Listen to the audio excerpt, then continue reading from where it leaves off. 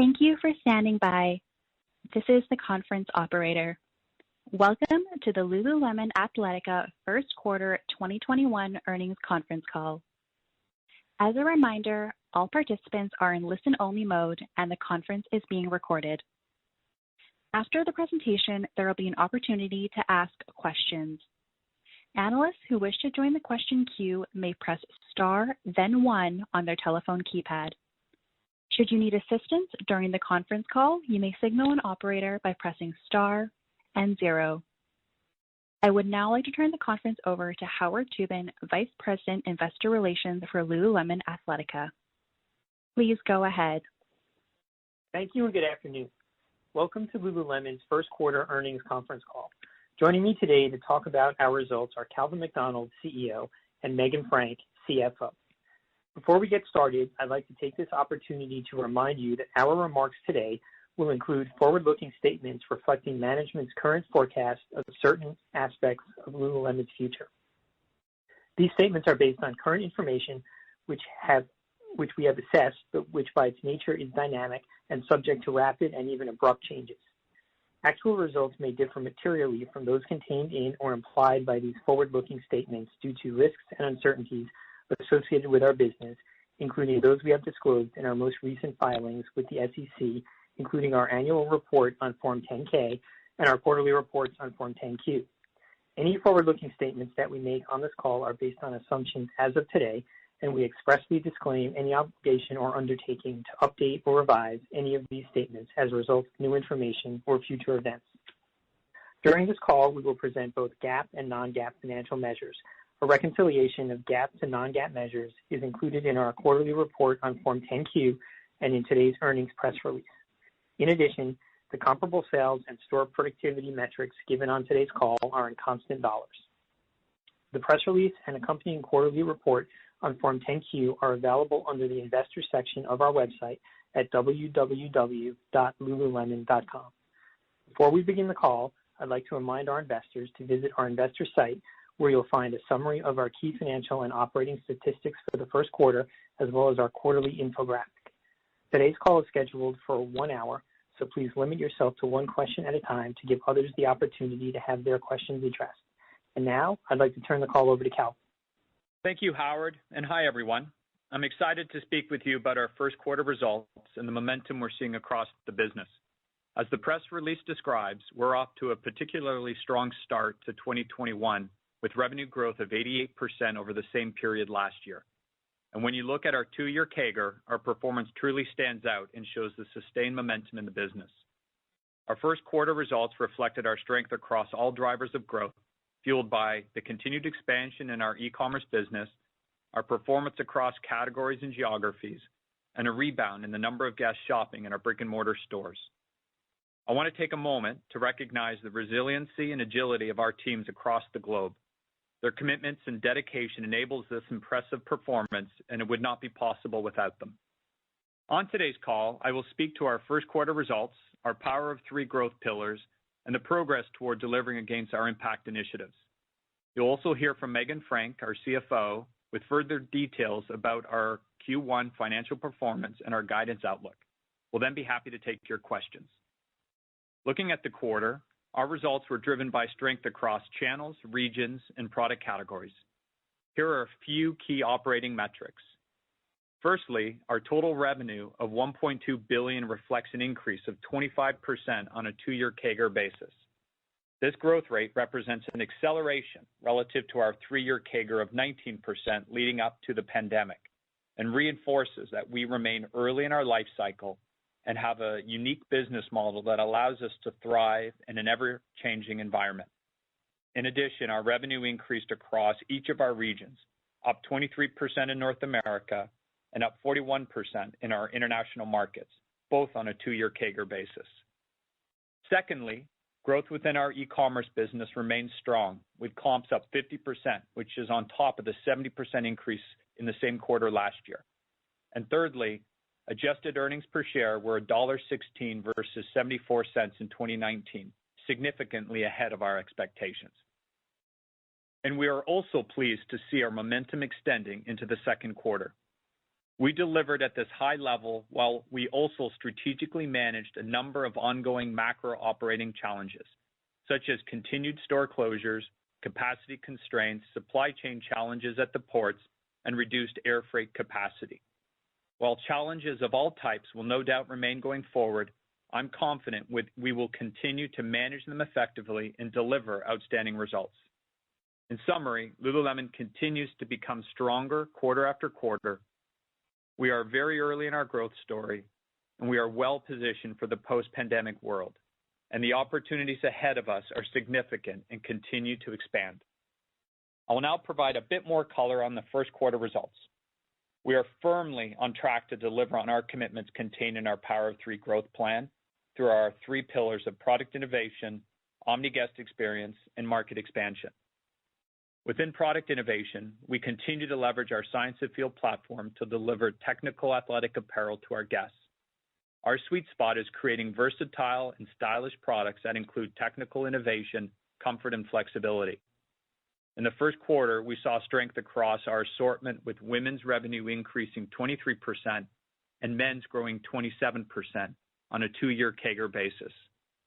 I will now share a few more thoughts related to our product. We saw strength in women's across the assortment as guests are responding well to both tops and bottoms. Our performance in tops was driven by core styles and franchise extensions, such as the Align Tank. Our male guests returned to our stores as we emerged from the pandemic. Men's growth outpaced women's growth on both a 1 and 2 year basis, and we are seeing very positive momentum in our On the Move assortment. Across both the women's and men's businesses, our sales success reflects our ability to consistently introduce new innovation to our guests as we expand core and newer categories and leverage our spectrum of raw materials. We're in the early days of our product journey with ample opportunity to expand across our 4 key product areas of yoga, run, train, and On the Move. And speaking of run, this quarter we launched a global run campaign that highlights how we are making running more accessible and inclusive. And we took a broad-based approach that included messaging that featured male and female athletes in a broad range of products, a platform that highlighted existing ambassadors along with new ambassadors, such as ultra-marathon runner Myrna Valerio, Brooklyn-based filmmaker and founder of Running to Protest Coffee, Canadian 10,000-meter record holder Natasha Wodak, and Olympian leader and mentor Colleen Quigley. I'm pleased with the results of our run campaign, and it's an example of the leadership Nikki Newberger, our Chief Brand Officer, is bringing to the company, and I look forward to her joining us on a future call. Let me now turn to our omni-guest pillar and the strength we saw across channels in Q1 with the upside in revenue driven by both our stores and e-commerce businesses. Here are a few highlights I'd like to share. The healthy comps in our e-commerce channel were driven by a mix of new and existing guests. We're also happy to see the investments in our digital business paying off, and we're continuing to improve product education, offer better outfitting solutions, and tell stories in a more compelling way. When looking at our store channel, I remain very enthusiastic about our performance. We are committed to stores, and we are building more stores this year and seeing more and more great real estate opportunities become available in great areas in key cities around the globe. We will continue to be opportunistic in grabbing these locations as they become available. We are also fortunate to have our store teams in a good position as well. The pay protection initiative we implemented last year for our employees has allowed us to retain and engage them throughout this period. This meant we could reopen stores quickly, and this agile and dedicated team has allowed us to continue to support the increased traffic momentum in the stores that we are experiencing now. This helped us deliver against our plans to kickstart our stores and re-engage our store-only guests. Here are some details on our performance. Firstly, store productivity improved to 88% of our levels in 2019. This exceeded our expectation and moves us towards our goal to return to productivity levels consistent with 2019. Secondly, even as traffic to our stores increased significantly in the quarter, conversion remains strong and continues to increase in the double digits. And as a reminder, these capacity constraints are just starting to lift in many markets in this quarter. Touching on Mirror, we continue to be pleased with the performance of Mirror and the opportunities within the at-home fitness space, Mirror had a strong Mother's Day and remains on track to deliver $250 to $275 million in revenue in 2021.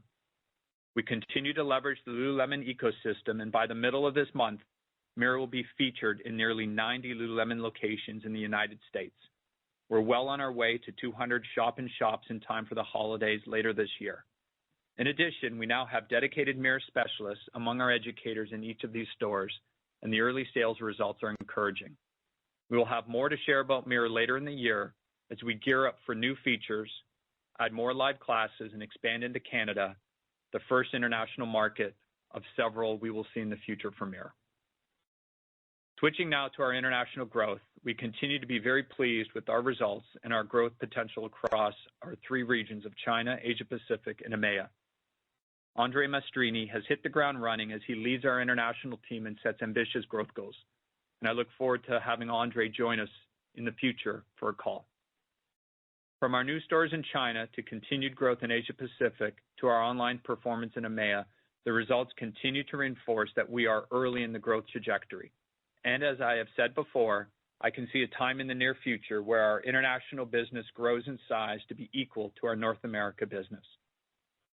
In closing, I'm proud to share a few details about our latest impact initiatives, which helps us to achieve our multi-year goals, including our goal to make 100% of our products with sustainable materials and end-of-use solutions. We launched Lululemon Like New last month, our first re-commerce program. This is a trade-in and resale program for our guests, and all of the profits are reinvested in our sustainability initiatives. We have launched in California and Texas, and the response is encouraging. This kind of program reduces carbon, water, and waste, and also enables us to attract new guests, particularly younger guests who are fans of thrifting. In the quarter, we also introduced our Earth Dye collection, which is made completely from materials upcycled from plants and uses less water, and is an example of the type of collections we're expanding in the future. In closing, these results and our continued focus on innovation demonstrate our confidence in the future and how we can continue to pull the many levers of growth we have available to us. Let me now hand it over to Megan for a review of our first quarter financials and our guidance outlook. Megan? Thanks, Calvin. Our Q1 results were strong relative to last year's COVID-impacted quarter, but more importantly, relative to Q1 of 2019 as well. On a two-year CAGR basis, we saw double-digit top-line growth across all major regions, with the standout being mainland China, with an approximately 90% two-year revenue CAGR. We also saw broad-based strength across merchandise categories, with women's, men's, and accessories all growing in excess of 20% on a two-year basis. We are proud of these results despite the ongoing impact of COVID-19, and we have strong momentum moving into Q2, as reflected in our updated guidance I will share in a moment. Let me now share with you the details of our Q1 performance. I will also discuss specifics on our balance sheet, including our cash position, liquidity, and inventories. Please note that the adjusted financial metrics I will share include the operating results of Mirror, but exclude approximately $8 million of acquisition-related costs and their associated tax effect in Q1 2021, and $2 million of acquisition-related costs and their associated tax effect in Q1 2020. You can refer to our earnings release for more information and reconciliations to our GAAP metrics. For Q1, total net revenue increased 88% to $1.2 billion, above our expectations of $1.1 to $1.13 billion. This included an 82% increase in North America and a 125% increase in our international business. On a two-year CAGR basis, total revenue increased 25%. In our digital channel, revenues increased 61% on a two-year CAGR basis, above our expectations of approximately 50% growth. E-com contributed $545 million of top line, or 44% of total revenue. We continue to see strength in traffic and conversion. Traffic was driven by both new and existing guests, and conversion continues to benefit from positive guest response to the enhancements we've been making to our e-com sites and mobile app. In our store channel, sales increased 3% on a two-year CAGR basis, above our expectations of flat to slightly negative. Looking at store productivity relative to 2019, Q1 improved to 88% versus 71% in Q4 of 2020. At the end of the first quarter, we had 93% of our stores open. Square footage increased 10% versus last year, driven by the addition of 34 net new stores since Q1 of 2020. During the quarter, we opened 2 net new stores. Gross profit for the first quarter was $700 million, or 57.1% of net revenue, compared to 51.3% of net revenue in Q1 2020, and 53.9% of net revenue in Q1 2019. Our gross margin increase of 320 basis points relative to 2019 was driven by 220 basis points of leverage on occupancy, depreciation, and product team costs, an 80 basis point increase in product margin, with a decline in markdowns versus 2019, and despite higher air freight expense related to COVID-19. In addition, we had 20 basis points of favorability in foreign exchange. Moving to Sgna, our approach continues to be grounded in prudently managing our expenses, while also continuing to strategically invest in our long-term growth opportunities. Sgna expenses were $497 million, or 40.5% of net revenue, compared to 46% of net revenue in Q1 2020, and 37.4% of net revenue in Q1 2019. Leverage in the quarter relative to Q1 2020 resulted from the sales increase relative to the COVID-impacted quarter last year.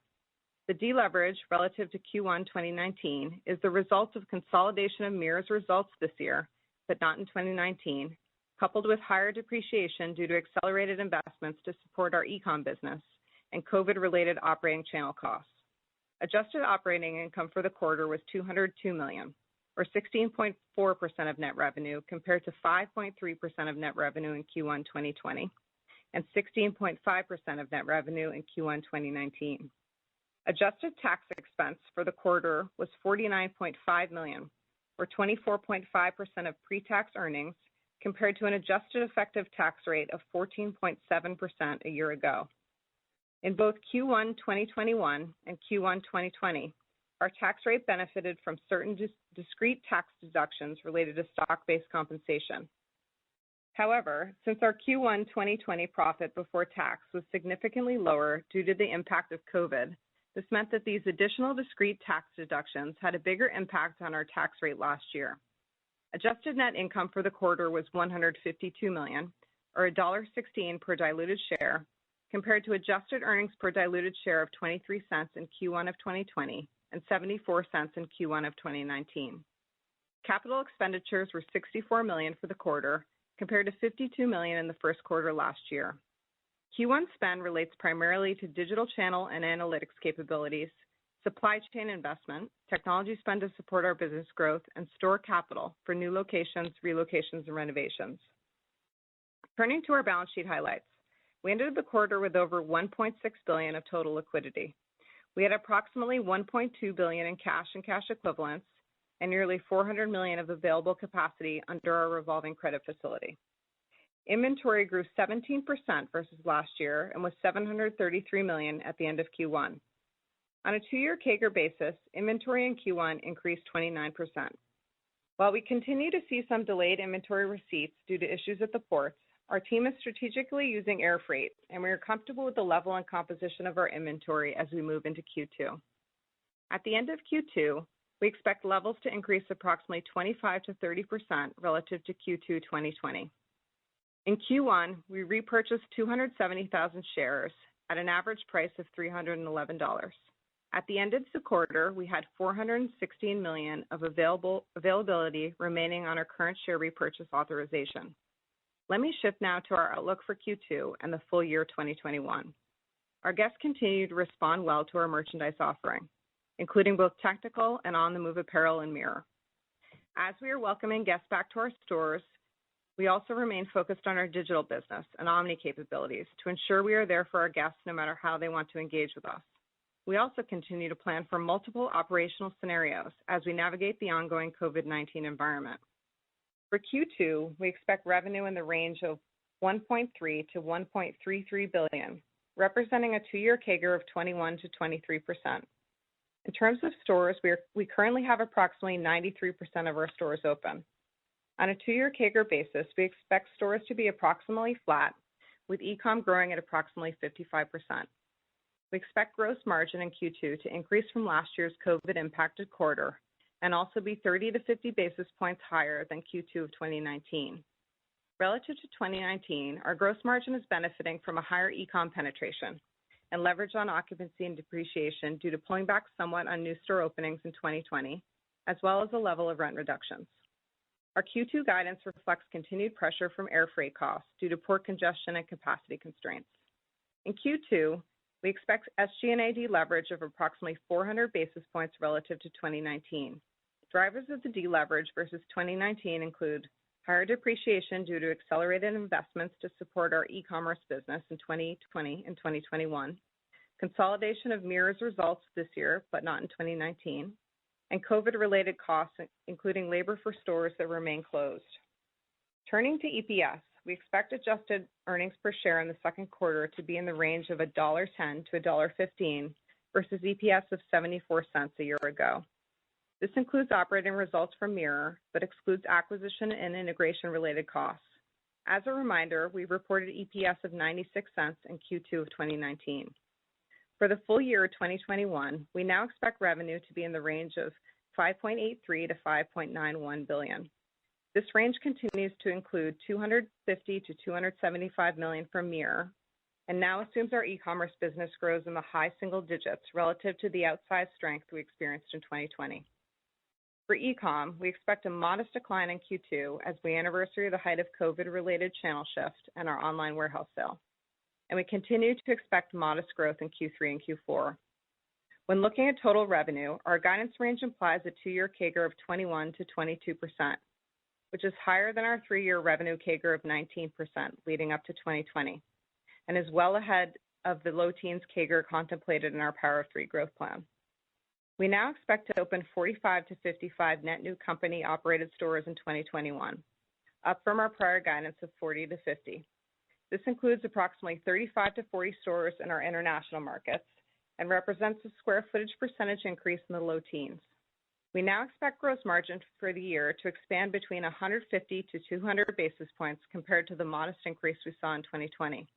For the year, the anticipated margin expansion continues to include approximately 50 basis points of negative impact from additional freight costs, but is still in excess of our Power of Three plan, which assumes modest gross margin expansion annually. The outperformance is expected to be driven primarily by a shift relative to our initial plans and investment from new store openings and remodels towards digital, which impacts Sgna. When looking at Sgna for the full year, we now expect deleverage of 30 to 50 basis points versus 2020. Drivers of the deleverage continue to include consolidation of Mirror for the full year and investment in Mirror brand building. We expect our effective tax rate for the year to be similar to 2020. We now expect our fiscal year 2021 adjusted diluted earnings per share to be in the range of $6.73 to $6.86. Our EPS guidance continues to assume modest dilution from Mirror in the 3 to 5% range. Excluding acquisition and integration-related costs, it also excludes the impact of any future share repurchases. We now expect capital expenditures to be approximately $365 to $375 million for 2021. The increase versus 2020 reflects increased investment in our supply chain, digital capabilities, new store openings, and renovations, including Mirror shop-in-shops, as well as other technology and general corporate infrastructure projects. Before handing it back to Calvin, I want to thank our teams across the globe for their agility, enthusiasm, and dedication to Lululemon that allows us to deliver these consistently strong financial results. And now back to Calvin for some closing remarks. Thank you, Megan. Before we take your questions, I just want to say on behalf of the entire management team that we are grateful to our teams who helped us deliver these results and who are helping us raise our expectation about what's possible for Lululemon this year and well into the future. And with that, we'll be happy to take your questions. Operator? Thank you. We will now begin the question and answer session. Analysts who wish to join the question queue may press star, then 1 on their telephone keypad. You will hear a tone acknowledging your request. If you are using a speakerphone, please pick up your handset before pressing any keys. To withdraw your question, please press star, then 2. We will pause for a moment as callers join the queue. The first question comes from Adrienne Yih with Barclays. Please go ahead. Good afternoon, and congratulations on the great start to the year. and the momentum continuing. Calvin, my first question is for you. It's about, as you become a global brand and now you have Mirror and you're investing in that for marketing, are there any changes in how you philosophically think about the marketing, the advertising expense line, demand creation, so to speak? And when we're thinking about Mirror, how should we think about the slight dilution coming in the form of increased ad spend? And when might we, in the future, think about sort of a break-even notion? I guess another way of asking sort of that probably more simply is when you are building the brand for Mirror, do you think about investing for top-line growth first and maybe not necessarily prioritizing profits, given that there's so much opportunity there? Thanks, Adrienne. I'll try to compartmentalize that question because there's a lot of exciting topics embedded in that. Overall, from a brand perspective, I would tell you, as I highlighted with our Run campaign in this quarter, it's one of many ways we're looking at increasing both awareness and consideration for Lululemon moving forward, and that applies to all markets we're in, both U.S., Canada, and internationally. And Nikki and the team are in a variety of different initiatives this year where we're testing and learning ways to do more at top of funnel. That's all included in the guidance that Megan shared, but we are excited about the different initiatives we have planned because we see a huge opportunity around driving awareness and consideration, both for men's as well as women, and in every market we're in, and we're going to lean in and do more of that. And the Run campaign is an example of us marketing ourselves more as a dual gender, showcasing both men and women, as well as leveraging our ambassadors, our community, and the influencers and those key relationships. So there's a lot of work underway, and we absolutely see the ability to drive awareness consideration for Lululemon. Similarly, in Mirror, there's a lot of opportunity around awareness and consideration. That's where we see leveraging synergies within Lululemon in the stores and leveraging the 10 million guests that the brand has to help drive that. And we know we're investing, as an acquisition vehicle to get guests in and purchase Mirror.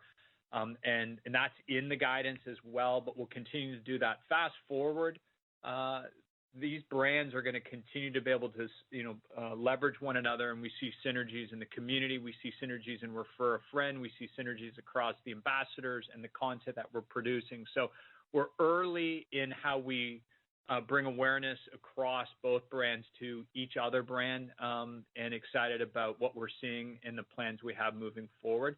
And I'll let Megan just pick up a little bit on your question around the investments. Hi, Adrienne. Thank you. So in terms of the investments and the path to break even, so we were really pleased by what we saw with Mirror performance in 2020, and it exceeded our expectations for sales at $170 million. And then we're reiterating our guidance our guidance color for Mirror for 2021, revenue range of $250 to $275, and EPS dilution of 3 to 5%. We have a number of exciting initiatives teed up for this year, including expanding instructors, expanding studios, moving into Canada, and then going into over 200 Lululemon stores. It's still early in the year for us, just given the seasonality of that business, the ramp in store openings, as well as just that growth curve we're experiencing in the Mirror business. We did have a strong Mother's Day, pleased with our performance. And in terms of break even, we aren't putting a fine point on it right now, but excited about the future there. Definitely see it as a profitable business for us over the longer term, and very much within our control. Great. Thank you so much. Super helpful, and best of luck. Thank you.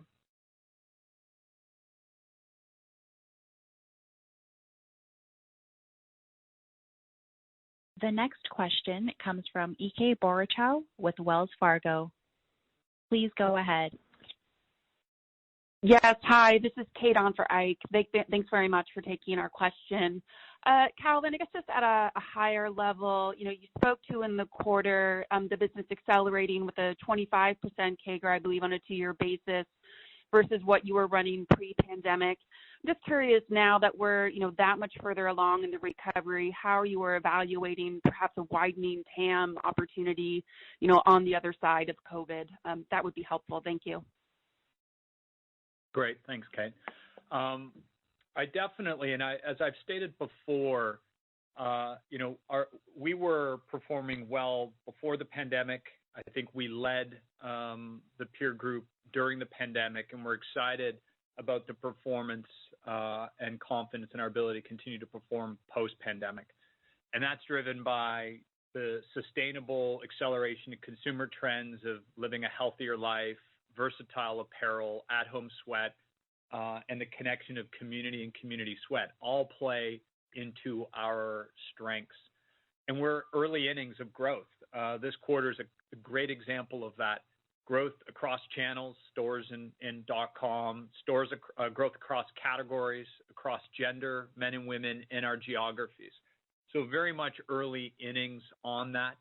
And as that impacts and relates to, TAMs, Mirror by addition creates a sizable TAM for us that we're excited about. And we're investing in because we see a meaningful business there, a profitable business, a standalone P&L that equally will impact the Lululemon brand through strengthening the community and helping to influence and drive apparel sales. So that clearly is, one addition to our TAM that we're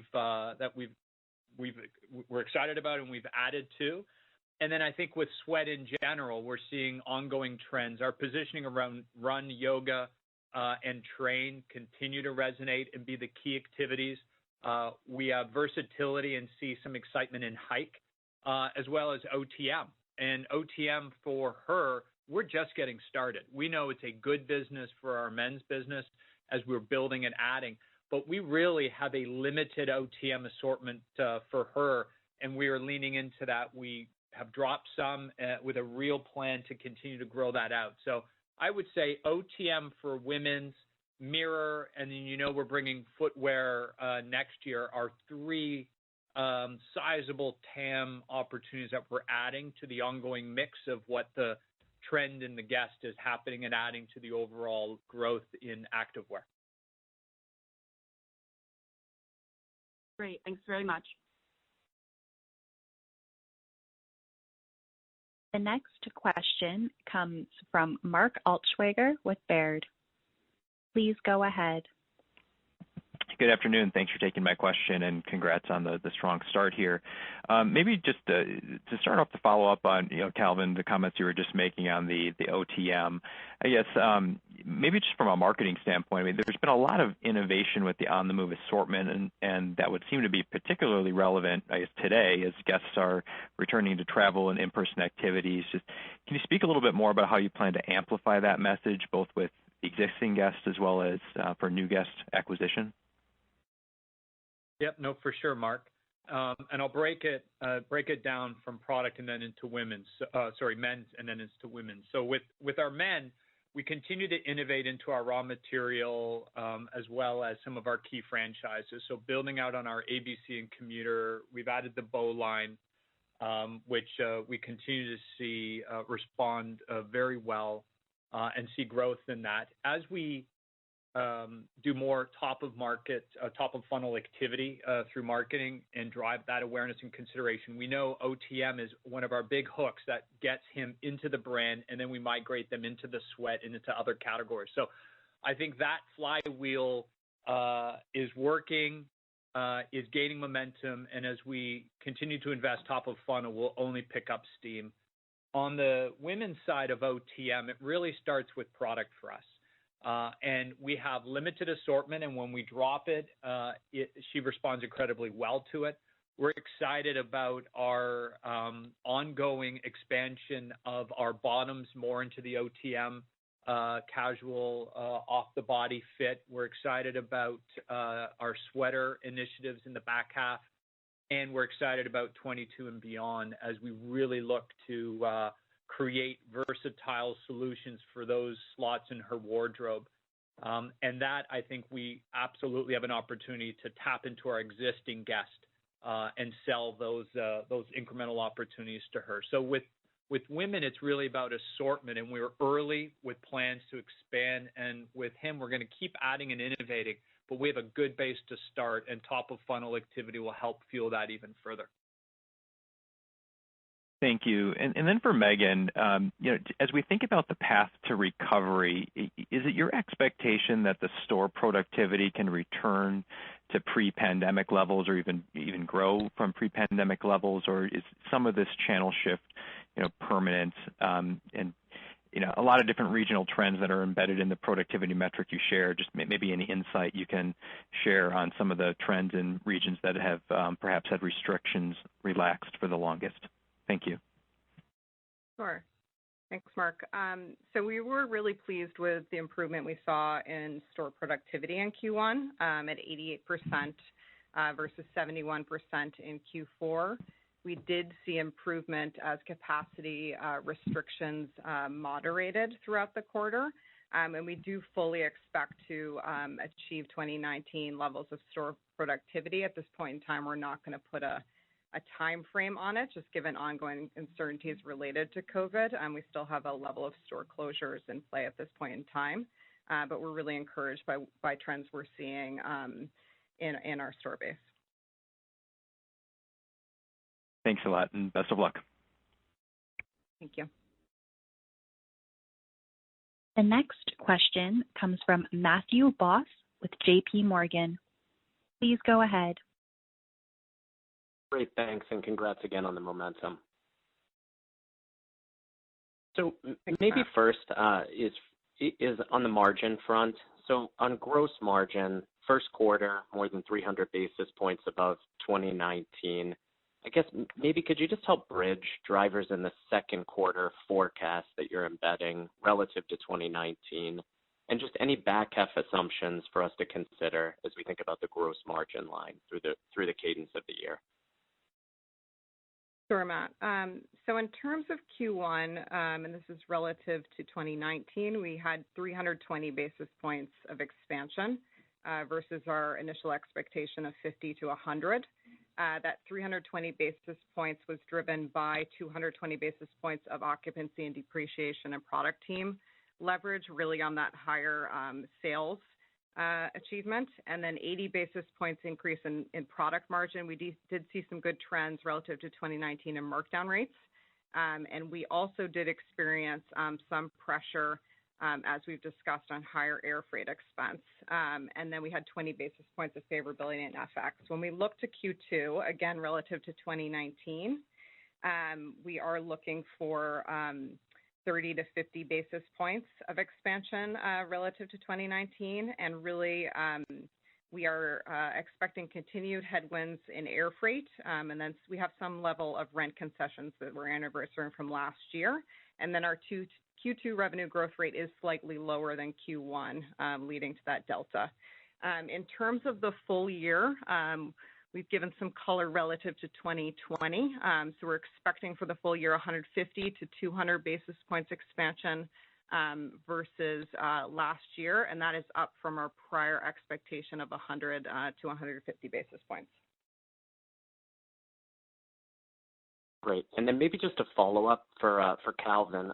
On the outsized growth that you're seeing in e-commerce relative to the sequential improvement that you're also seeing at brick and mortar, I guess any changes in consumer preferences that you saw take place over the first quarter or maybe into May as we think by category that maybe tied more to recovery, the return of sport and some physical activity relative to the lifestyle side as maybe people are thinking about or actually leaving their houses and returning to some normal activity? Yep, great. Thanks, Matt. As we shared, our active, what we define as our active wear, was still the predominant driver of our business last year. It's the core of our assortment, and it was the core of our drivers in Q1. It was good to see our men's business come back as strong as it did. We saw it continue to accelerate through 2020 and into 2021 and in the quarter, and then get back to its position of driving the overall growth slightly ahead of women's.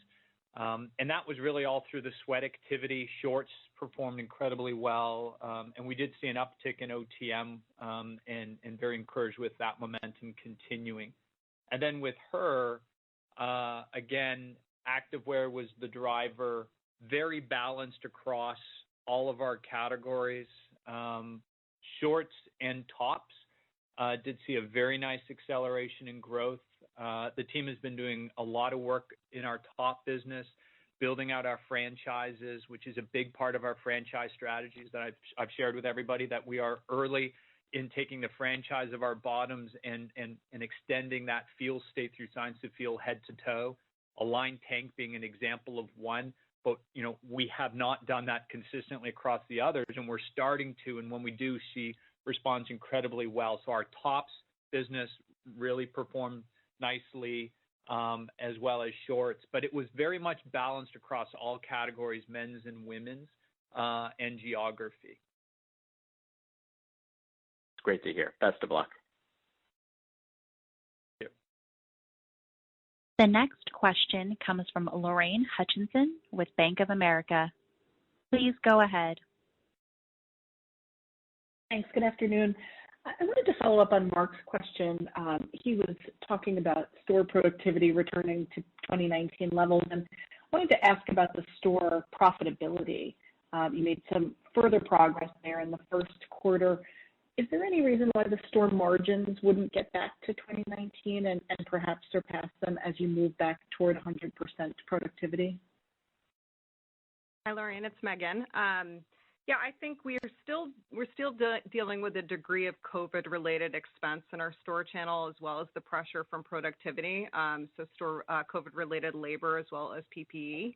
And I don't expect there's any barriers to reaching 2019 store profitability levels once the productivity is normalized. Thank you.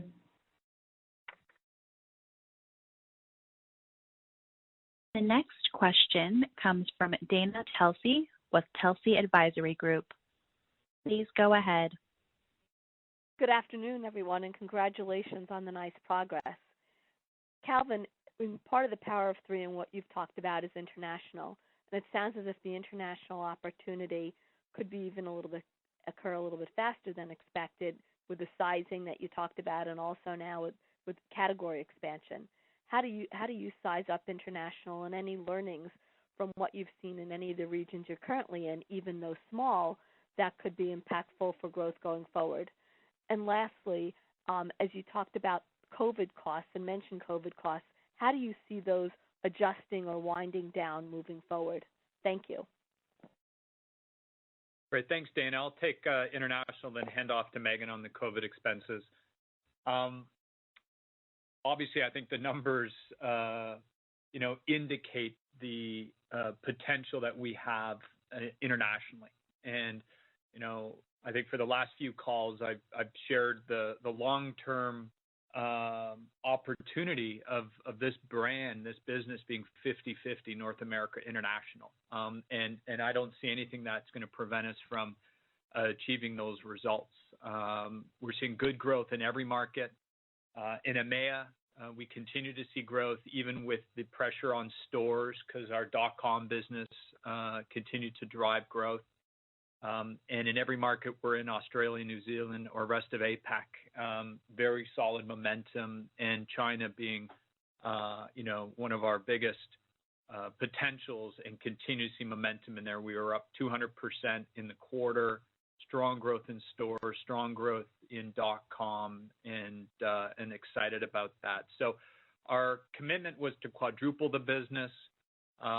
We are definitely achieving those results, and excited, to share, the next future of growth as we continue to see the maturity of these markets and invest in them.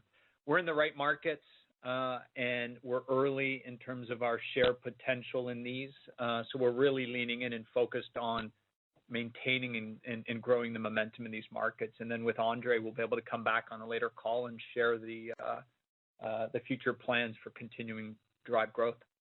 And then Megan. Great. Hi, Dana. So in terms of COVID costs, we are beginning to see those wind down. It will really be dependent on the environment. We remain committed to our Power of Three growth plan, operating profit growth in excess of sales growth, and really focused on managing our business to that. We did see operating margins for Q1 at 16.4%, which compared to 16.5% in Q1 of 2019. This year's Q1 included Mirror, so we saw underlying that some really nice expansion in Lululemon, in the Lululemon side of the business, and really on track to that Power of Three growth plan. Thank you. The next question comes from Paul Lejuez with Citi. Please go ahead. Hey, thanks, guys. Curious about input costs, what you're seeing, and how we should think about AUC over the next several quarters and into next year, and also just how you're thinking about pricing in a potentially inflationary environment. Thanks. Hey, Paul, it's Megan.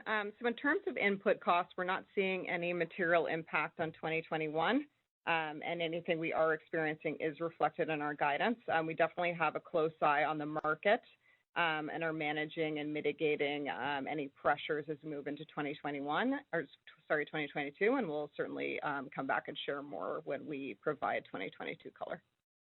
And then just adding on to that, Paul, as it relates to pricing, because we're not seeing any direct pressure this year, we're comfortable with our pricing strategy through to the end of 21, and the merchants are working with the supply team on any potential changes that we may need to implement moving into 22. But we're constantly evaluating our range, looking at the new innovation coming, and pricing accordingly to drive the best value for our guests. Got it. And can you just talk about your ability to chase product, just given some supply chain constraints that were mentioned? I'm just curious how quickly you can get back into product. Yeah, definitely. So inventory was certainly one area where we postured to drive for growth, both throughout 2020 as we navigated the pandemic and then into 2021. The team has been really proactive in strategically leveraging air freight to meet guest demand, and we do have the ability to chase categories and keeping a close eye on what's going on with the supply chain, but we feel really well positioned to navigate through this year and meet guest demand. Got it. Thanks a lot, guys. Good luck. Thank you. The next question comes from Kimberly Greenberger with Morgan Stanley. Please go ahead. Okay. Thank you so much. I wanted to just ask the question Matt asked, but a slightly different way. As consumers are starting to emerge and go out, are you seeing a shift in the kinds of products they're buying? Let's say, particularly in the April-May timeframe. And then a question for Megan on Sgna. Obviously, this year you've given some guidance color, which is super helpful, and you're looking for some deleverage relative to 2019 for Mirror and the other factors that you cited. I'm just wondering if we should think about you starting to leverage Sgna beginning in 2022, if that's a realistic expectation. And I'm just trying to sort through the COVID cost here this year to understand how much of the COVID costs will not recur in 2022. And I think you're putting some store payroll that will be recurring into your COVID costs. So if you could maybe separate that out for us, that would be helpful. Hey, Kimberly, I'll go first and just pick up on the first question. We have not seen a meaningful shift in our activewear categories through the first quarter. As you know, a big piece of our business and sales are in core. It's in athletic activewear. I think with that, it has a embedded strength to not be purely trend-driven or fashion-driven. He and she are responding well to color. The team's done a wonderful job in introducing color into these core franchises and silhouettes.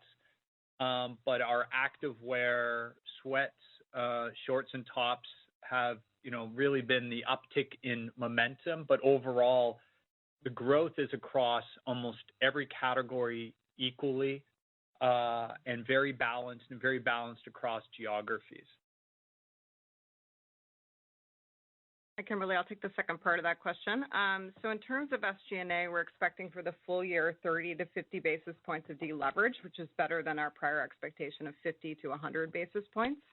And that deleverage is really driven by consolidation of Mirror for the full year, as well as investment behind that business, and then a rebalancing of investment we did in 2020 into 2021 with the acceleration of our e-commerce business, which the expenses are attributed to Sgna, and some pullback on the store side, of which occupancy sits up in gross margin. We're really focused on managing the business from a bottom line perspective and managing operating profit in excess of sales growth. We are not going to break out the COVID costs specifically, but really remain committed to managing to that operating profit in excess of sales growth over the longer term. Thank you. The next question comes from Omar Saad with Evercore. Please go ahead. Thanks for taking my question. I wanted to ask a follow-up on the real estate, the decision to accelerate some of those new store openings. What's giving you the confidence there? Is it real estate opportunities? Is it market opportunities? Are you going to use the newer, kind of bigger store format that has more room for men's? Is that the primary format you're using? And then I have a follow-up on Mirror. Thanks. Great. Okay, Omar. Well, let me address the first. I think it's a combination of all the above. We've stated and remain very confident in our store business, in its performance, in its contribution, and the role it plays of connecting the brand, guest acquisition, and driving productivity numbers. And we've seen nothing through the pandemic and emerging coming out that would get us off of that position.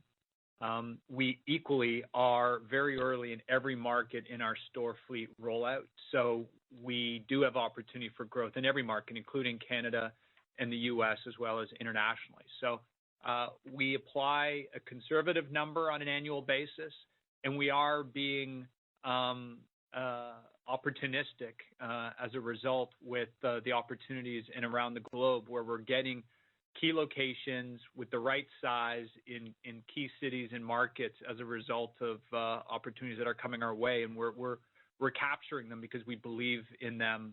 And in that, it is our newer models that allow for more of an expression, but it's not significantly above sort of our sweet spot of stores, and it does vary by market in the 3,000 to 4,000 range, or the 5,000 to 6,000 range in North America, but it depends on the city and the location. But very still confident in our store business. Got it. Thanks. That's helpful, Calvin. And then on Mirror, I just want to do a quick follow-up on Mirror. Who is buying Mirror? Are you seeing a consistent use case? Is it people who already have a home gym and they're Mac-daddying it out with adding Mirror to it, or is it people who are trying to squeeze in with their existing space and it's such an efficient kind of interactive home workout solution? I'd love some color there. Thanks. Yep, no, for sure. And I'd say it's, again, it's all the above. We're seeing, individuals that have a number of at-home fitness solutions, and they add Mirror as a versatile workout solution to round that out. And it's definitely caters well to individuals that don't have a distinct gym, who may not have a stud to attach a device to, and want something that, can function both in a space that is versatile and sweat. And we're equally seeing, a nice overlap with Lululemon guests, but interestingly, a large number of non-Lululemon guests, owning mirrors. So that's where we get excited as we build out the synergies of having the Lululemon guests, buy into a mirror and have the mirror guests buy into Lululemon as their sweat solutions. But there is really a versatility in who's buying it, how they're using it, and the fundamental opportunity is unlocking these synergies, which we're just getting started as we're able to tap into the stores now that we're emerging out of the pandemic, and drive the awareness for the product. Thanks.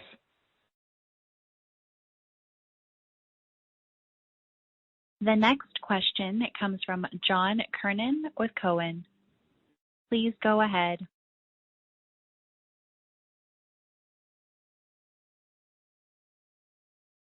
John Kernan, your line is open.